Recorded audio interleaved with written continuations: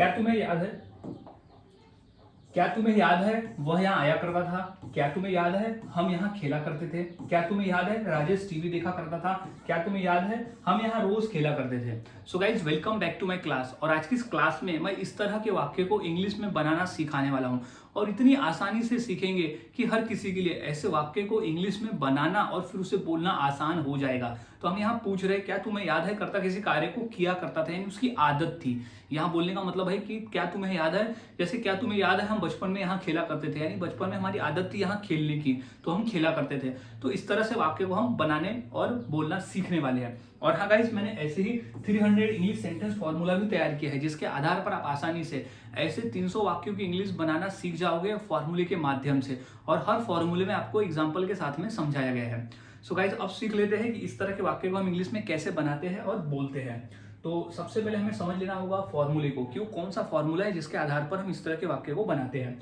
तो सबसे पहले हमें लगाना है do you remember. Do you remember का ही मतलब होता है क्या तुम्हें याद है। डू यू रिमेंबर का ही मतलब होता है कि क्या तुम्हें याद है। डू यू रिमेंबर क्या तुम्हें याद है, डू यू रिमेंबर क्या तुम्हें याद है। तो इसे रट लेना है क्योंकि इसी का मतलब होता है कि क्या तुम्हें याद है, क्या तुम्हें याद है, डू यू रिमेंबर। अब plus subject use to plus V1 plus object. अब ये अगर हमने देखे तो ये हम पढ़ चुके हैं, जहां हम यूज टू का प्रयोग यानी subject plus use to plus V1 का जो प्रयोग है हम करते हैं पास्ट की आदत को बताने के लिए। जो हम भूतकाल में जो हमारी आदतें थी, जैसे मैं टीवी देखा करता था मेरी आदत थी, मैं रोज क्रिकेट खेलता था मेरी आदत थी। तो इस तरह के वाक्य को बनाने के लिए हम यहाँ यूज टू का प्रयोग करते हैं। तो क्या हो जाएगा subject plus use to plus V1 plus object, यानी किसी काम को हम किया करते थे। यहाँ पे कार्य आ जाएगा और यूज टू जो है वो भूतकाल में आदत को दर्शाने के लिए हम यूज करते थे। तो अब हम कंप्लीट फॉर्मूला समझ में आ गया कि do you remember plus use to plus V1 plus object question mark, क्योंकि हमें पूछ रहे हैं। अब हमने फॉर्मूला समझ लिया, अब फॉर्मूले के आधार पर हम वाक्य को बनाना सीखते हैं। तो सबसे पहला वाक्य कि क्या तुम्हें याद है वह यहाँ आया करता था। क्या तुम्हें याद है तो क्या हो जाएगा, सबसे पहले डू यू रिमेंबर, क्या तुम्हें याद है तो हो जाएगा do you remember. Do you remember क्या तुम्हें याद है तो बोलेंगे सबसे पहले do you remember.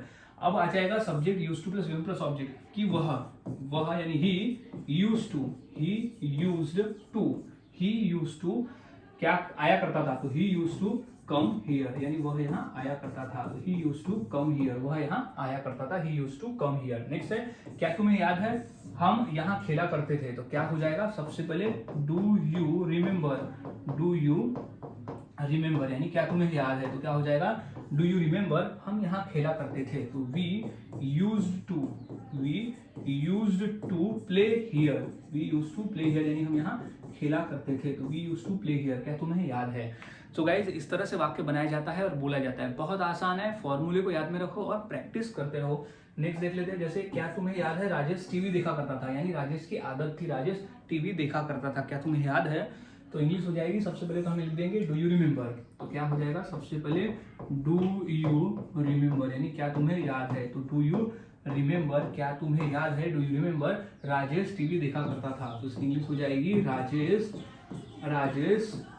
Used to watch, Rajesh used to watch TV यानी राजेश टीवी देखा करता था क्वेश्चन मार्क।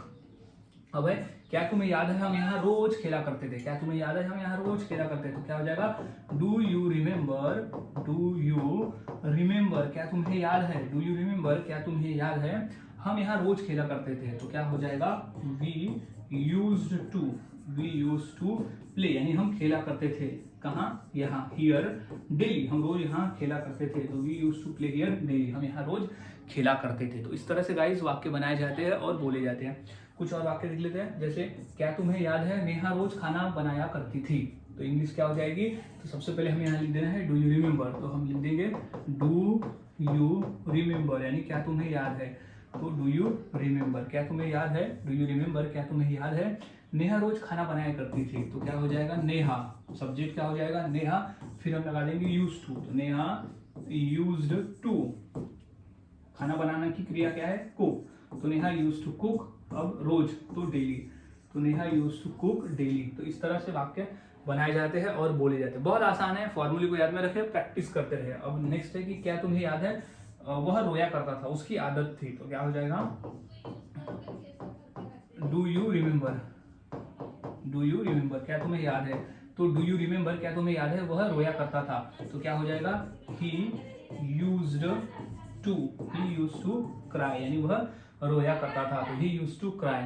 तो गाइज इस तरह से हम बड़ी ही आसानी से वाक्य को बनाकर बोल सकते हैं, बहुत आसान है। फॉर्मूले को याद में रखें और प्रैक्टिस करते रहे। तो अब इसी फॉर्मूले के आधार पर दो वाक्य देने से, क्या तुम्हें याद है मैं तुम्हें मारा करता था, और क्या तुम्हें याद है वह चाय बनाया करती थी। तो ये दो वाक्य की इंग्लिश क्या होगी इस फॉर्मूले के आधार पर मुझे कमेंट सेक्शन में जरूर बताएं। और वाक्यों की प्रैक्टिस करते रहे, जितना अधिक प्रैक्टिस करोगे उतना आसान है और उतनी ही आसानी से आप बनाकर इसे बोल सकते हो। सो मिलता हूँ गाइज ऐसे ही और नए फॉर्मूले के साथ अगली वीडियो में। तब तक के लिए चैनल के साथ बने रहे, वीडियोस को देखते रहे और प्रैक्टिस करते रहे।